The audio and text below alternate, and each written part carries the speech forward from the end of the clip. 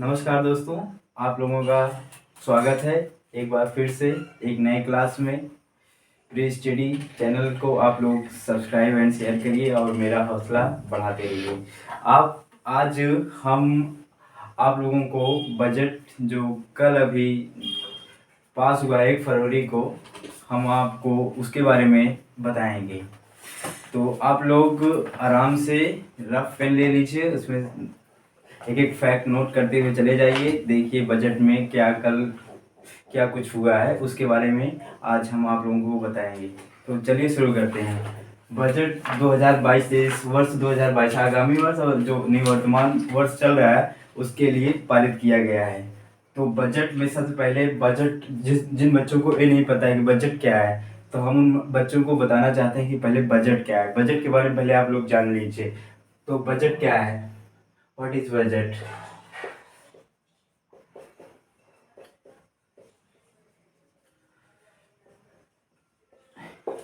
Budget के बारे में अगर हम आप लोगों को बताना चाहें पहले, तो बजट जो है वर्ष 2022 और 23 के लिए जो सरकार जो है संसद से जो पैसे मांगती है वो बजट होता है। आसान शब्दों में हम आपको अगर बताएं तो बजट को जैसे वर्ष जो है वर्ष 2022 जो चल रहा है और आगामी वर्ष 2023 के लिए 2023 के लिए संसद से निवर्तमान सरकार जो वर्तमान में सरकार चल रही है स्टेट में, मतलब स्टेट में नहीं सेंट्रल में जो चल रही है, सॉरी सेंट्रल में जो चल रही है संसद से जो पैसे मांगती है उसे जो है बजट कहते हैं। तो मतलब हर साल भर के लिए खर्च करने के लिए जो पैसे मतलब संसद से पारित होता है भारत सरकार की संसद से, उसको जो है बजट कहते हैं। तो वर्ष 2022-23 के लिए संसद से जो भारत की संचित निधि से भारत की संचित निधि से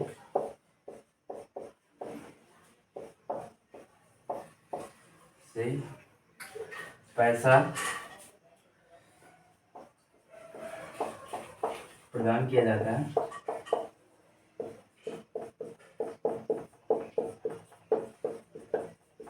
उसे बजट कहते हैं।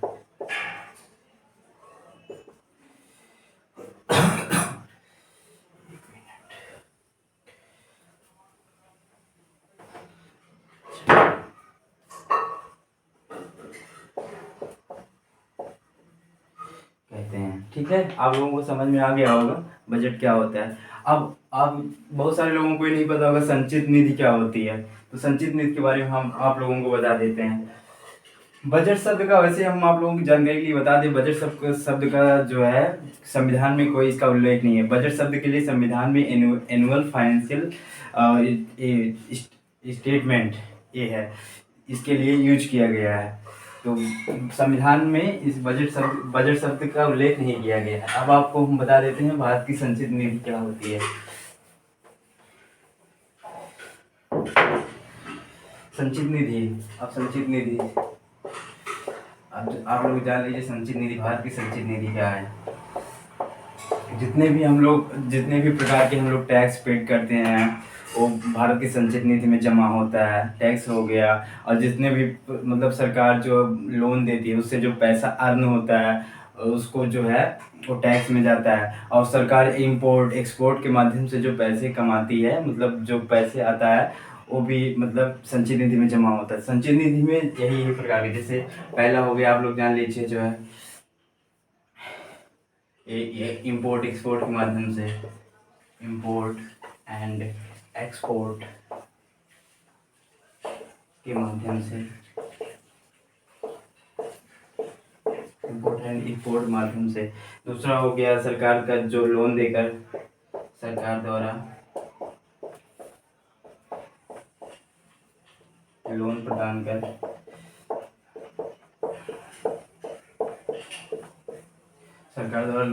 कर संचित निधि में मतलब होता है। तीसरा जो हो गया इंपोर्ट एक्सपोर्ट हो गया, सरकार द्वारा लोन प्रदान करके हो गया, और वो विदेशों से विदेशी रुपए, ये सब जो है भारत की संचित निधि से जाता है। तो आप लोगों को बजट क्या होता है, संचित निधि क्या होता है, ये सब आप लोगों को समझ में आ गया। अब इसके आगे हम लोग चलते हैं, इसको डिलीट कर देते हैं। इतना आप लोगों ने नोट कर लिया हो गया।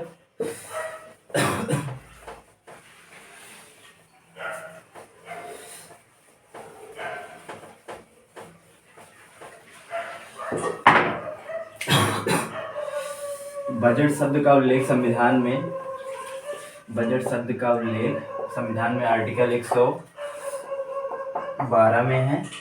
और जो है संचित निधि का, संचित निधि का जो है आर्टिकल 262 में है, 262 में उल्लेख किया गया है। इसको भी आप लोग नोट कर लीजिए। परीक्षाओं में पूछा जाता है कि बजट शब्द मतलब बजट का, बजट नहीं है, बजट नहीं है, एनुअल फाइनेंशियल स्टेटमेंट होता है। इसको आप लोग ब्रैकेट में करके लिख लीजिएगा, एनुअल फाइनेंशियल बजट।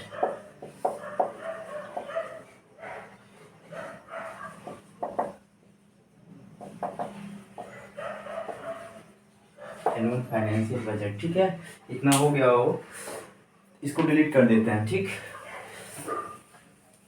अब हम आप लोगों को बताते हैं जो बजट कल पास हुआ है हमारे देश की जो है फाइनेंस मिनिस्टर निर्मला सीतारमण जी के द्वारा। इसमें बजट उनके साथ साथ कौन कौन लोग थे बनाने वाले। तो पहले तो फाइनेंस मिनिस्टर कौन है, फाइनेंस मिनिस्टर निर्मला सीतारमण।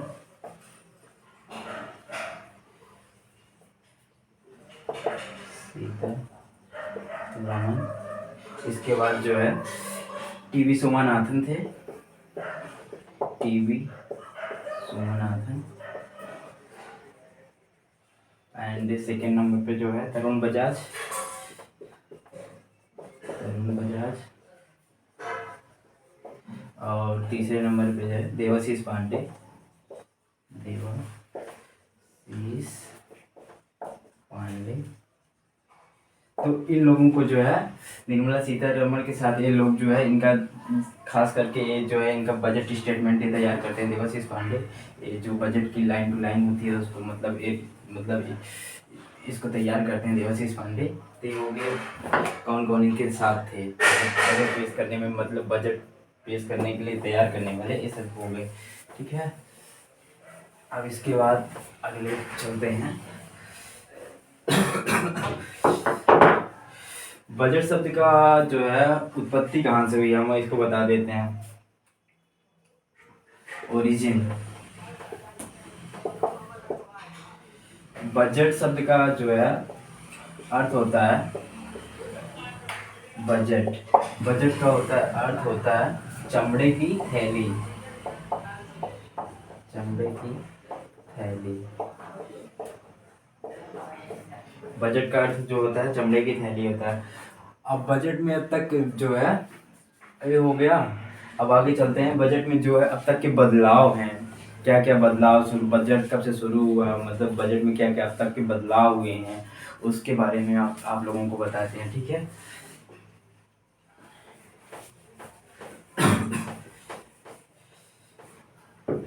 पहले तो 1955 तक बजट अंग्रेजी में प्रकाशित होता था, अंग्रेजी में प्रकाशित होता था।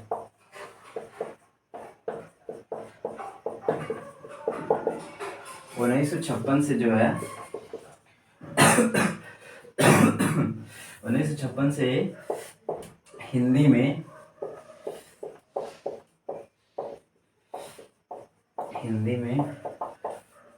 प्रकाशित होने लगा।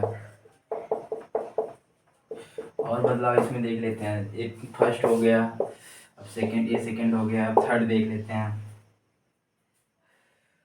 2016 तक जो है ये बजट जो है फरवरी के अंत में लास्ट में जो है प्रकाशित होता था। लेकिन जो है अब जो है 2016 के बाद से 2017 से जो है ये 1 फरवरी से स्टार्ट होना शुरू हो गया। 2016 तक ये जो है फरवरी महीने के लास्ट में, फरवरी के लास्ट में, एंड 2017 से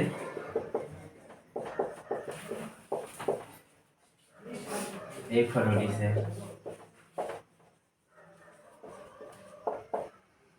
1 फरवरी से होना स्टार्ट हो गया। आप लोग साथ साथ में नोट करते रहिएगा, ठीक है, और वीडियो को ज़्यादा से ज़्यादा शेयर कर दीजिए और हमारा हौसला एवं उत्साह बढ़ाते रहिए, ठीक है। इसको आप लोग नोट करते रहिए। ये फैक्ट है, परीक्षाओं में डायरेक्ट पूछा जाता है, कोई मतलब कॉन्सेप्ट वाली चीज़ें नहीं है, फैक्ट है। इसको रटा मतलब आप लोग रटना ही पड़ेगा। जैसे भारत देश की राजधानी नई दिल्ली है, तो उसमें कोई कॉन्सेप्ट नहीं है, इसमें भी कोई कॉन्सेप्ट नहीं है, बस आपको रटना है परीक्षाओं में, क्योंकि परीक्षाओं में पूछा जाता है। इसके बाद हम आप लोगों को बताते हैं 2016 तक 17 तक हो गया है, अब 4 तक हो गया, 5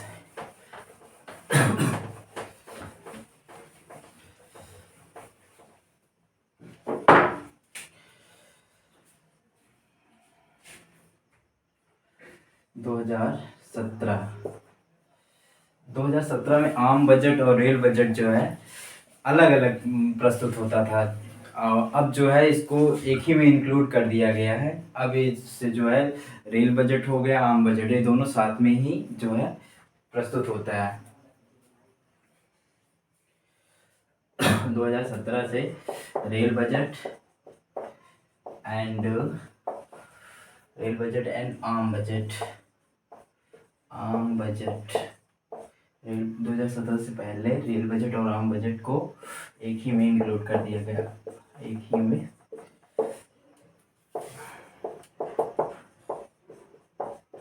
इंक्लूड कर दिया गया।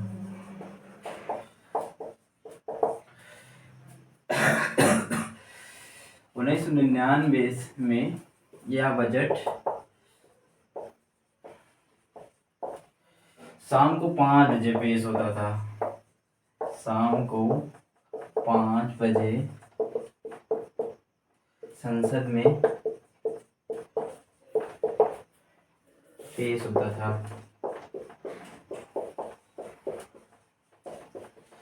1999 में यह बजट शाम को 5 बजे संसद में पेश होता था। यह बजट शाम को 5 बजे संसद में पेश होता था। 1999 में ही यह जो है यह बजट सुबह 11 बजे इसका टाइम निर्धारित कर दिया गया। तो 1999 में ही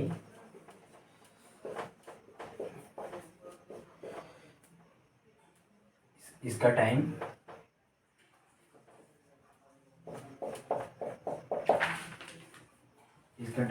सुबह 11 बजे।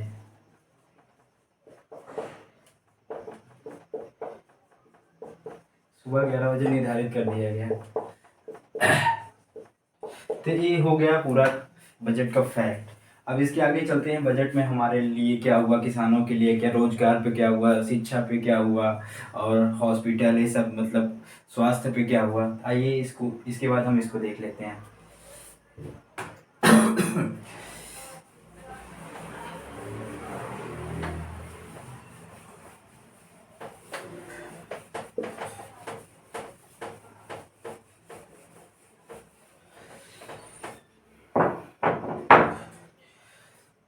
एक आध दो फैक्ट भी बच गया है, इसको भी बता देते हैं।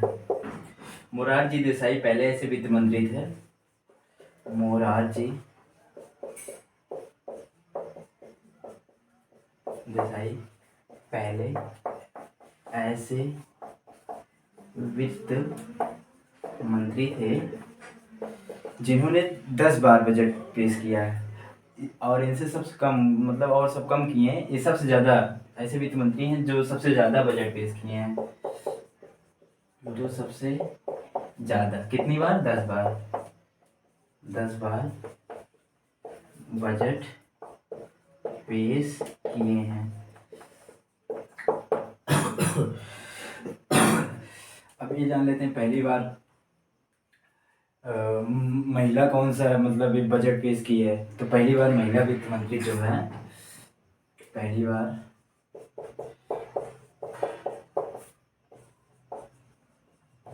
महिला वित्त मंत्री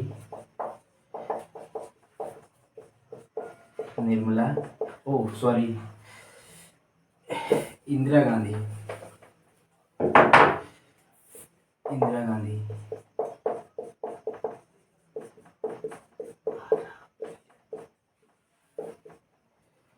इंदिरा गांधी ने पेश किया। अब आप लोग सोचेंगे कि इंदिरा गांधी तो पहली बार महिला वित्त मंत्री जो है इंदिरा गांधी ने पेश किया। महिला में पहली बार जो है इंदिरा गांधी। अब आप लोग सोचेंगे कि जो है प्रधानमंत्री, इंदिरा गांधी तो प्रधानमंत्री थी, तो पहले जो है वित्त मंत्री और प्रधानमंत्री के पास ही वित्त मंत्री का पदभार होता था। तो पहली महिला जो थी वित्त मंत्री इंदिरा गांधी ने बजट पेश किया। ठीक है, अब आइए हम देख लेते हैं सबसे लंबा बजट भाषण किसका था और सबसे मतलब छोटा बजट भाषण किसका था। तो इसको भी आप अब इसको नोट करा देते हैं आप लोगों को।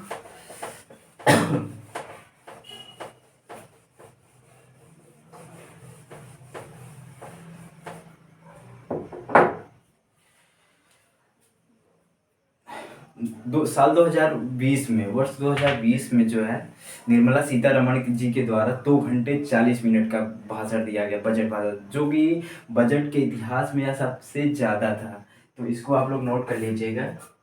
वर्ष 2020 में, निर्मला सीतारमण जी के द्वारा,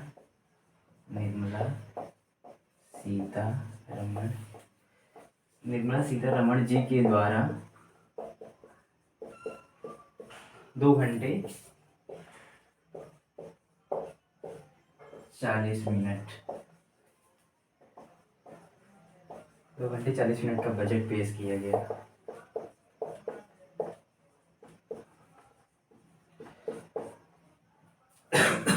फर्स्ट नंबर एक हो गया। सेकेंड नंबर 1977 में एच.एम.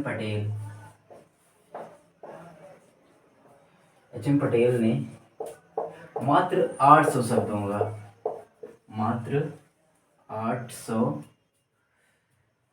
का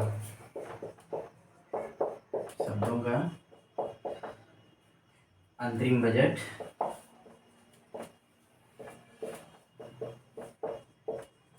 पेश किए थे। तो सबसे ज़्यादा भी देख लिए, सबसे कम भी देख लिए। अब ये हो गया 2020 में निर्मला सीतारमण जी के द्वारा 2 घंटे 40 मिनट का, और 1977 में एच.एम. पटेल जी के द्वारा मात्र 800 शब्दों का अंतरिम बजट पेश किया गया था। तो ये सारा चीज़ हो गया। आइए अब हम देख लेते क्या महंगा हुआ, क्या सस्ता हुआ इस नए बजट में।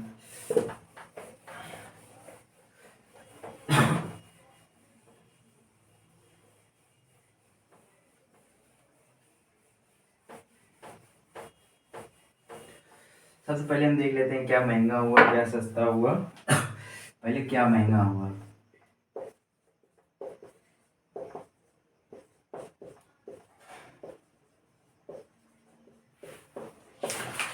क्या महंगा हुआ, महंगे में सबसे पहले जो है स्टील स्क्रैप के सामानों में जो है कस्टम ड्यूटी उसकी बढ़ा दी गई। स्टील के स्क्रैप के सामानों जो टूटे फूटे मतलब जहाज़ों के ये सब जो है स्टील स्क्रैप के जो है सामानों पे कस्टम ड्यूटी बढ़ा दी गई है। तो पहला क्या महंगा हुआ, स्टील स्क्रैप के सामानों पर कस्टम ड्यूटी बढ़ा दी गई। दूसरा देख लेते हैं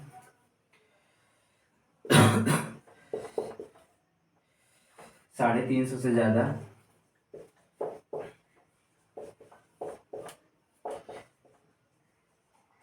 कस्टम ड्यूटी की रियायत, कस्टम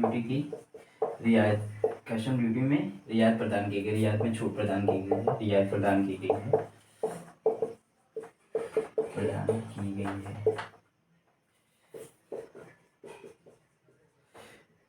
तो हमने देखा क्या महंगा हुआ, क्या सस्ता हुआ। जैसे स्मार्टफोन के कैमराज के लेंसेज हुए, ये जो है सस्ते हुए। ये महंगा हुआ। अब हम आप लोगों को सस्ते के बारे में बता देते हैं क्या क्या चीज़ें सस्ती हुई हैं, इसके बारे में आप लोगों को नोट करा देते हैं। तो आप लोग रफ कॉपी पेन लेके इसको मेरे साथ साथ में ही नोट करते रहिए, ठीक है। अब इसके बाद बताते हैं क्या महंगा हुआ। अब इस बजट में क्या क्या चीज़ें सस्ती हुई हैं उसके बारे में हम आपको बताएंगे कि क्या क्या चीज़ें सस्ती हुई हैं, इसको आप लोग लिख लीजिए।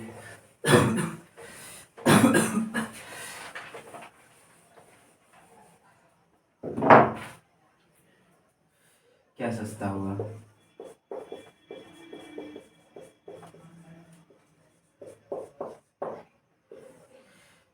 पहला तो कृषि उत्पाद, किसानों के लिए जो है रियायत प्रदान की गई है। पहला कृषि उत्पाद सस्ता हुए हैं। कृषि उत्पाद में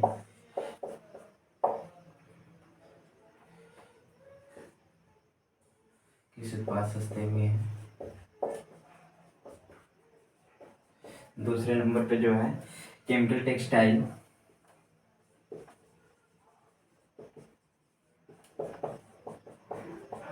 केमिकल टेक्सटाइल के सामानों में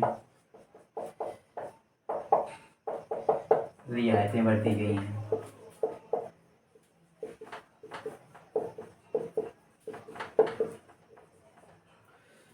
दूसरा ये हो गया। तीसरा जो है फर्नीचर हो गया।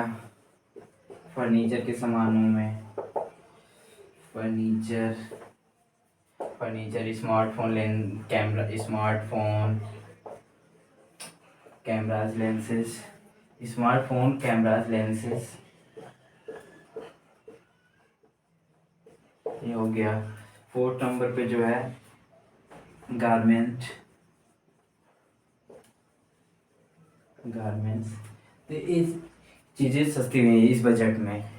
आप लोगों को महंगा बता दिए, अब सस्ता, इसको भी आप लोग नोट कर लीजिए, स्क्रीन शॉट आप लोग ले सकते हैं।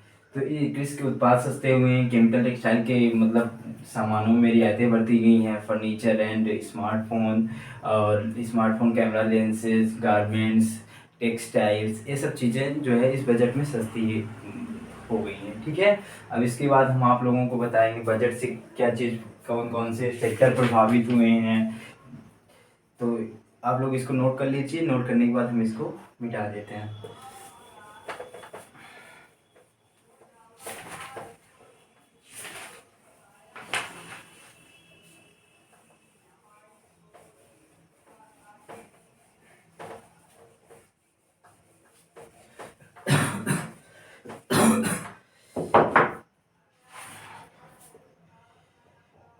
अब क्या है, अब जो अब देख लेते हैं बजट में स्वास्थ्य पे क्या हुआ है।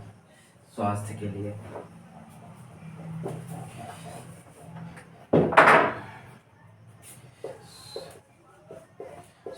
लिए सरकार ने क्या क्या मतलब बजट पेश किया है। स्वास्थ्य के लिए देख लेते हैं।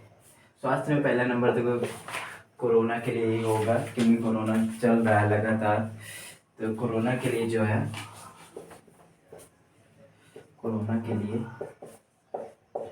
कोरोना में mental health,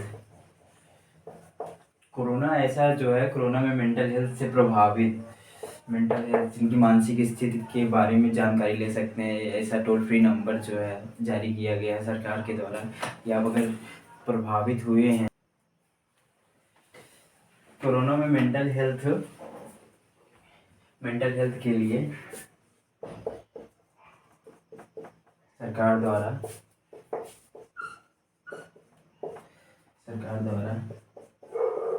toll free number जारी किए गए हैं। और क्या हुआ स्वास्थ्य में, नेशनल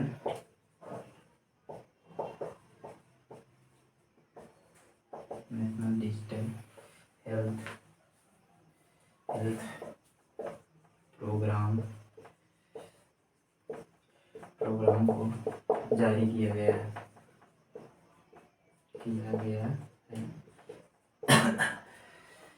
तो दूसरा हो गया कोरोना में मेंटल हेल्थ के लिए जो है सरकार द्वारा टोल फ्री नंबर जारी किए गए हैं। उसके बाद नेशनल डिजिटल हेल्थ प्रोग्राम को जारी किया गया है। तो ये स्वास्थ्य में सुधार किए गए। स्वास्थ्य में ज़्यादातर मतलब आपकी ज़्यादा करोड़ का मतलब बजट नहीं हुआ है, तब भी सामान्य है। तभी सही है एक प्रकार से। हम अगर देखें तो अपन देख लेते हैं, स्वास्थ्य हो गया, अब रोजगार पे देख लेते हैं। हम लोगों का सबसे बड़ा मुद्दा रोजगार ही है। हम लोगों के लिए, हम छात्रों के लिए क्या हुआ है, हम देख लेते हैं रोजगार में क्या हुआ है।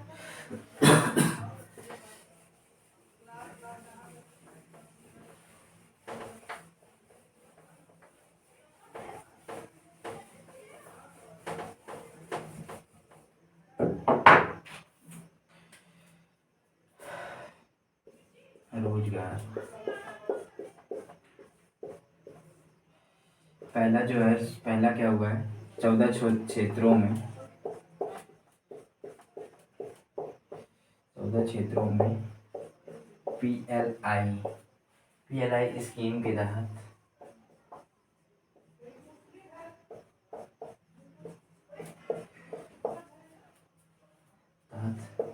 रोजगार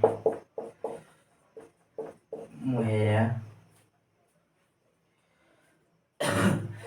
कराने का,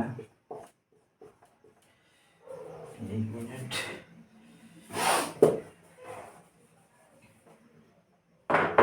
14 क्षेत्रों में पीएलआई स्कीम के तहत रोजगार मुहैया कराने का निर्णय लिया गया है।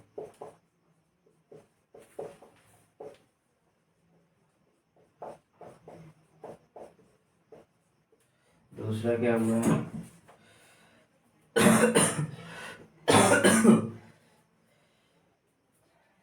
पीएलआई क्या होता है,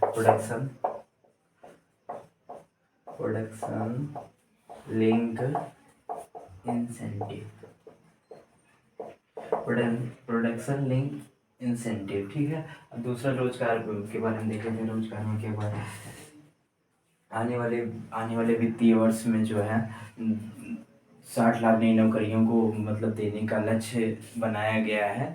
तो दूसरा जो हो गया 60 लाख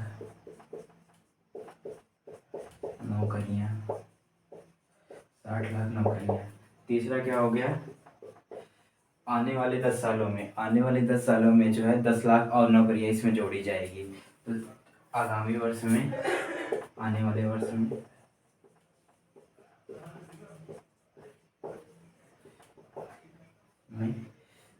10 लाख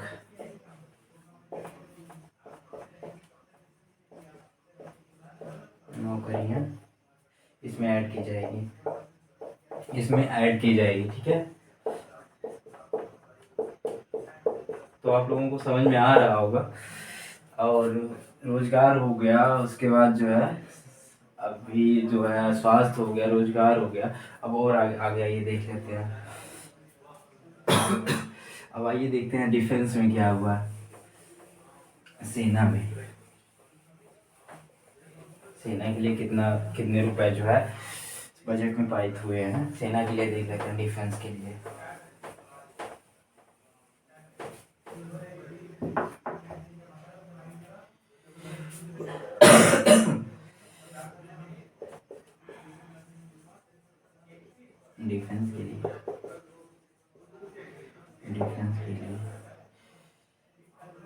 डिफेंस के लिए पिछली बार के मुकाबले अब की जो है थोड़ा कम धन खर्च किया गया है डिफेंस पे। पिछली बार तो 4.7 करोड़ था, 5.7 करोड़ था, और अब की 4.7 करोड़ है। तो पिछली बार की अपेक्षा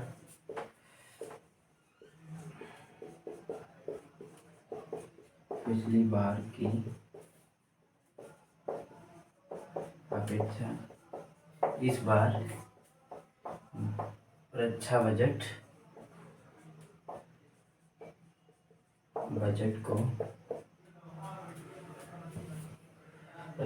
कम पारित किया गया है।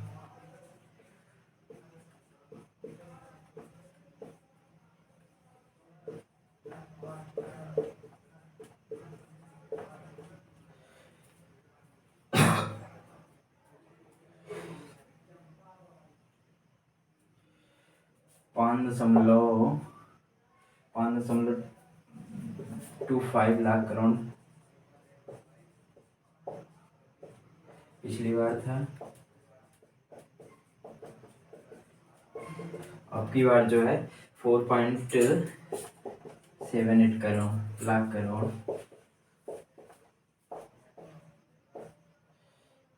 खर्च किया गया। खर्च किया मतलब पारित हुआ है। ठीक है, इसको आप लोग नोट कर लीजिए, तब इसके नीचे लिखते हैं।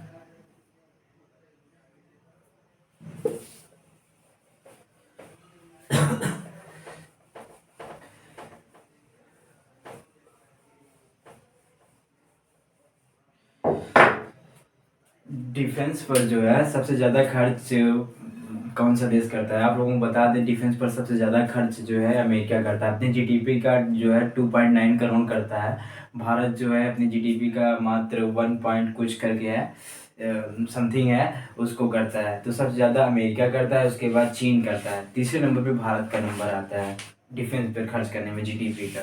तो डिफेंस में जो है, और डिफेंस के लिए जो वोकल फॉर लोकल, देसी हथियारों या अपने स्वदेशी तकनीक के द्वारा बने हुए हथियारों का प्रयोग को बढ़ावा दिया गया। वोकल फॉर लोकल के योजना के तहत प्रधानमंत्री नरेंद्र मोदी जी के द्वारा वोकल फॉर लोकल योजना के तहत स्वदेशी हथियार निर्माण योजना को जो है बढ़ाने का जो है निर्देश दिया गया है। इसके संबंध में बजट पारित किया गया है। तो वोकल फॉर लोकल के तहत, वोकल फॉर लोकल,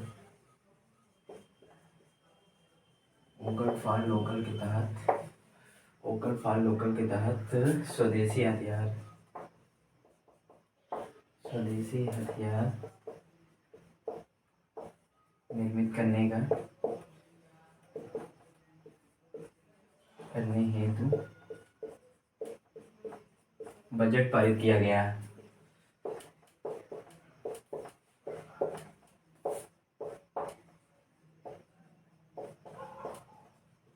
ठीक है, वोकल फॉर लोकल के तहत स्वदेशी हथियार निर्मित करने हेतु बजट पारित किया गया है। ठीक, इसके तहत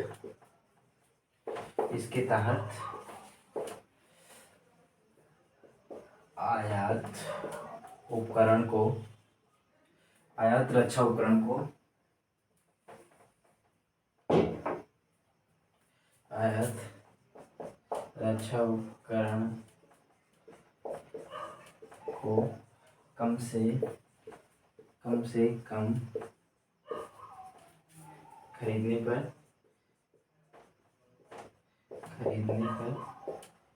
जोर दिया गया है।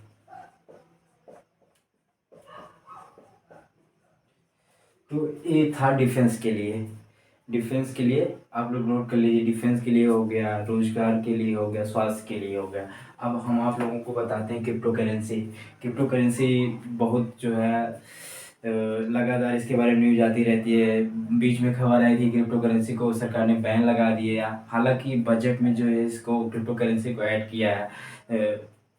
आप लोगों के लिए बता दें क्रिप्टो करेंसी क्या होती है। तो क्रिप्टो करेंसी एक डिजिटल करेंसी है। इसके माध्यम से जो है विदेशी व्यापार होता है, और इसके माध्यम से जो है और से खरीदारी की जाती है। तो ये डिजिटल, एक प्रकार की क्रिप्टो करेंसी डिजिटल करेंसी है। तो डिजिटल करेंसी को भी बजट में जो है प्रदान की गई है। तो डिजिटल करेंसी के लिए क्या क्या हुआ, मतलब क्रिप्टो करेंसी के लिए क्या हुआ है, तो आइए आप नोट करा देते हैं आप लोगों को क्रिप्टो करेंसी में क्या क्या सुधार हुए हैं। हालांकि बीच में खबर आई थी कि जो क्रिप्टो करेंसी पर बैन लगा दिया गया था, लेकिन इस पर जो है बजट में पारित करके जो है इस पे जो है सरकार ने कुछ और अंदेशा दिया है। ठीक है,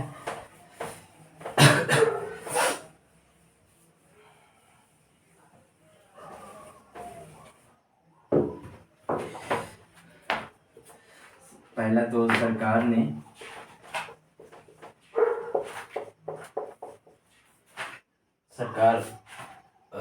एक मिनट,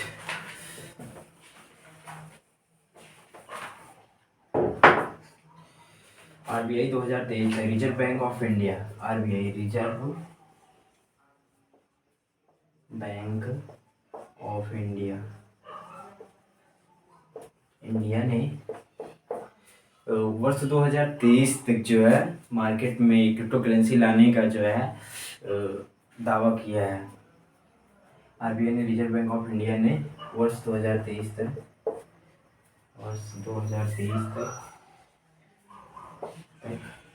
मार्केट में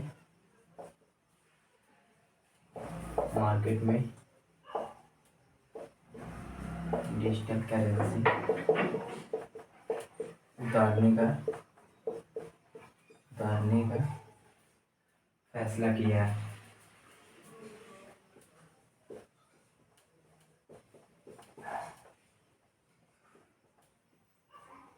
इसके तहत जो है ब्लॉकचेन पद्धति का यूज करने का जो है तकनीक का इस्तेमाल किया जाएगा। इसके तहत ब्लॉकचेन तकनीक का इस्तेमाल किया जाएगा। तकनीक का इस्तेमाल किया जाएगा। ठीक है। और जो है क्रिप्टो से होने वाली कमाई पर तीसरा हम यहाँ लिख देते हैं। तीसरा क्रिप्टो से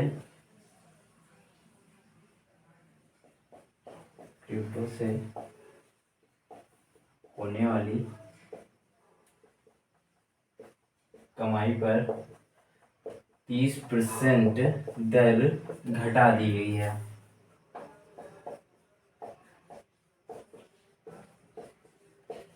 तो ये था क्रिप्टो के लिए क्या क्या हुआ है। यहाँ पे डिफेंस के लिए इसको मैं डिलीट नहीं किया हूँ, आप लोग यहाँ पे क्रिप्टो डाल लीजिएगा। क्रिप्टो करेंसी के लिए क्या क्या हुआ है। क्रिप्टो करेंसी, क्रिप्टो के लिए, ठीक, क्रिप्टो करेंसी, ठीक है। तो आप लोग नोट कर लीजिए क्या क्या है क्रिप्टो करेंसी के लिए, क्या क्या है। अब इसके बाद हम बताते हैं जीडीपी, और जो है इसके जीडीपी हो गया, और जो है जीएसटी क्या के लिए क्या क्या मतलब बजट में पारित हुआ है।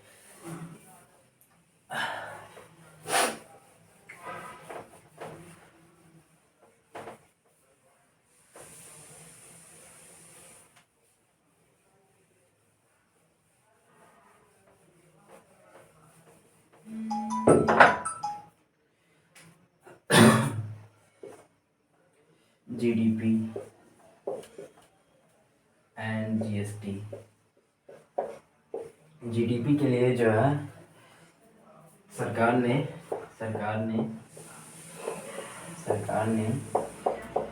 वर्ष 2022-23 के लिए सरकार ने वर्ष 2022-23 के लिए जो है 9.2 की दर से 9.2% की दर से जीडीपी बढ़ने का अनुमान लगाया है। जीडीपी बढ़ने का अनुमान लगाया है।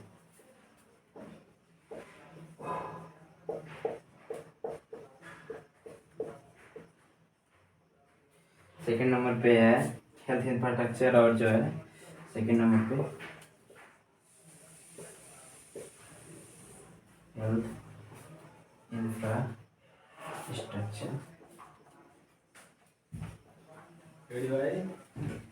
इंफ्रास्ट्रक्चर के लिए जो है जीडीपी का हेल्थ इंफ्रास्ट्रक्चर के लिए जो है वैक्सीनेशन पर जोर दिया गया है। वैक्सीनेशन पर जोर दिया गया है। तीसरा नंबर हो गया, तीसरा नंबर जीएसटी कलेक्शन को बढ़ाकर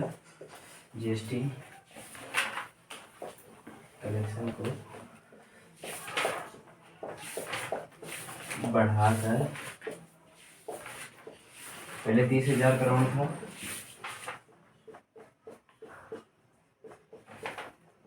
30,000 करोड़ था, अब 40,000 करोड़ कर दिया गया है। ठीक है, 40,000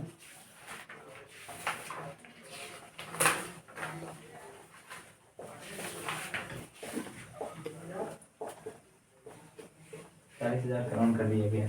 तो ये था जीडीपी और जीएसटी के लिए क्या हुआ है। अब इसके बाद देख लेते हैं एजुकेशन में क्या क्या सुधार हुए हैं। एजुकेशन जो है लास्ट होगा, ठीक है। जीडीपी एंड जीएसटी के लिए हो गया, इसको आप लोग नोट कर लीजिए। अब इसके बाद बताते हैं एजुकेशन के लिए क्या क्या चीज़ें बजट में आई हैं। तो हम इसको डिलीट कर देते हैं अब इसके बाद एजुकेशन के लिए हम आप लोगों को बता देते हैं।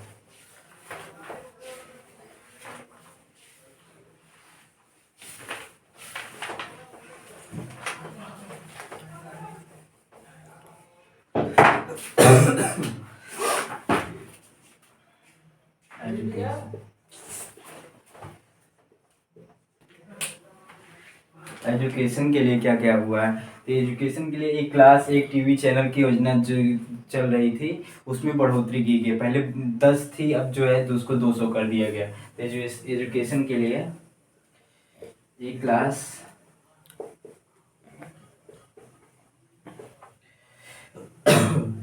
एक टीवी एक क्लास एक टीवी चैनल को 12 से बढ़ाकर 200 कर दिया गया।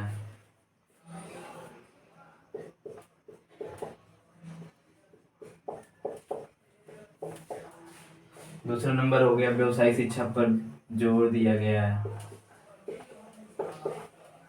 व्यावसायिक शिक्षा पर जोर दिया गया।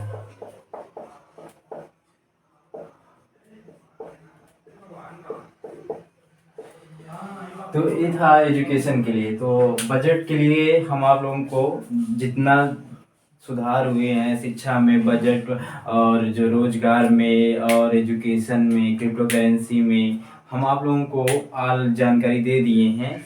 आप लोग देख लीजिएगा, एक बार वीडियो देख के दूसरी बार इसको नोट कर लीजिएगा, आप लोगों को ज़रूर समझ में आएगा। आप लोग मेरे चैनल को सब्सक्राइब एंड शेयर कर दीजिए। और इसी के साथ एक क्लास समाप्त होता है, मिलेंगे नेक्स्ट क्लास में। धन्यवाद।